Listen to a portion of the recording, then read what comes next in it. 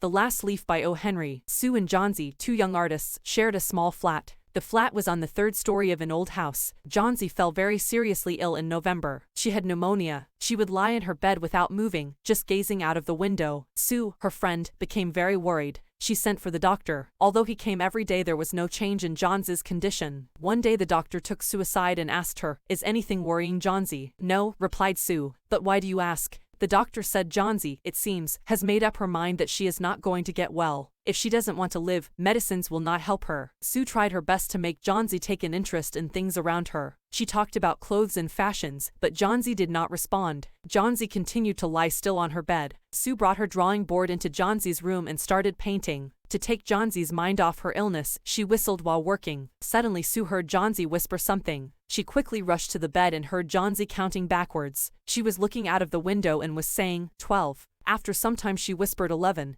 Then 10, then 9, 8, 7. Sue anxiously looked out of the window. She saw an old ivy creeper climbing halfway up the brick wall opposite their window. In the strong wind outside, the creeper was shedding its leaves. "What is it, dear?" Sue asked. 6, whispered Johnsy. "They are falling faster now. 3 days ago there were almost 100 leaves. There are only 5 left now." "It is autumn," said Sue, "and the leaves will fall. When the last leaf falls, I will die," said Johnsy with finality. "I have known this for the last 3 days." "Oh, that's nonsense," replied Sue. "What have old ivy leaves to do with your getting well? The doctor is confident that you will get better." Johnsy did not say anything. Sue went and brought her a bowl of soup. "I don't want any soup," said Johnsy. "I am not hungry. Now there are only 4 leaves left. I want to see the last one fall before it gets dark. Then I will sleep forever." Sue sat on Johnsy's bed, kissed her and said, "You are not going to die. I can't draw the curtain for I need the light. I want to finish the painting and get some money for us. Please, my dear friend," she begged Johnsy, "promise not to look out of the window while I paint." "All right," said Johnsy. "Finish your painting soon for I want to see the last leaf fall. I'm tired of waiting. I have to die, so let me go away peacefully like one of those poor, tired leaves." "Try to sleep," said Sue. "I have to paint an old miner. I will call Bayman up to be my model." Sue rushed down. Bayman lived on the ground floor. He was a 60-year-old painter. His lifelong dream was to paint a masterpiece, but that had remained a dream. Sue poured out her worries to Bayman. She told him how Johnsy was convinced that she would die when the last leaf fell. "Is she stupid?" asked Bayman. "How can she be so foolish? She is running a high temperature," complained Sue. "She refuses to eat or drink and that worries me a lot." "I will come with you and see Johnsy," Bayman said. They tiptoed into the room. Johnsy was sleeping. Sue drew the curtains together and they went to the next room. She peeped out through the window. There was only 1 leaf on the creeper. It was raining heavily and an icy cold wind was blowing. It seemed as though the leaf would fall any minute now. Bayman did not say a word.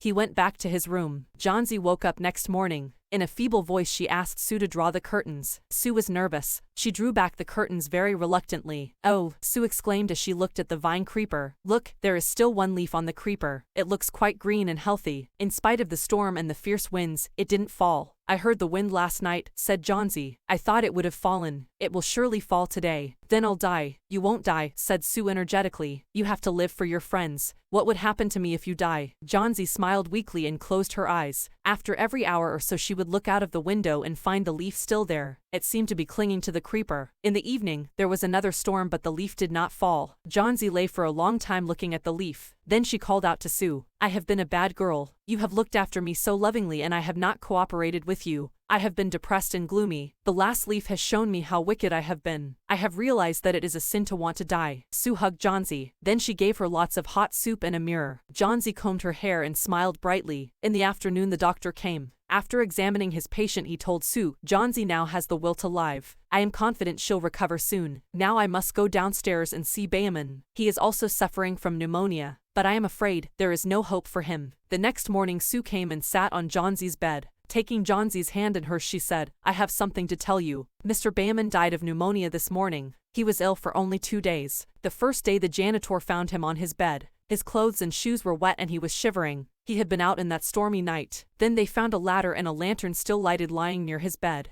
There were also some brushes and green and yellow paints on the floor near the ladder." "Johnsy dear," said Sue, "look out of the window. Look at that ivy leaf. Haven't you wondered why it doesn't flutter when the wind blows? That's Bayman's masterpiece. He painted it the night the last leaf fell.